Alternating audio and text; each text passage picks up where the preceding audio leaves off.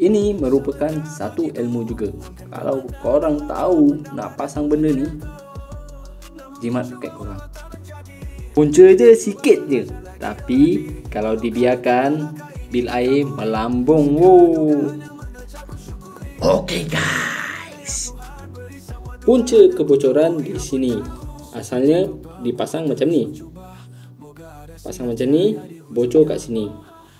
Yang sini ada yang lama juga, yang sama macam ni, tapi aku akan ganti keseluruhan seperti ini.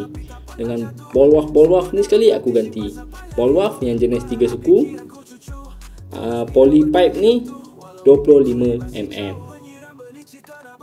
Male socket pergi ke 3 suku inci.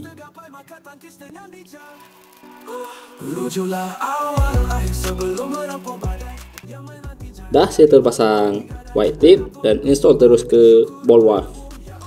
Cara pemasangan, korang perlu masukkan benda ni dulu di sini dan di sini.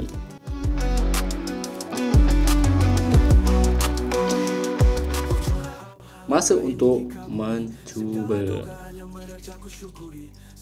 Moga bermanfaat.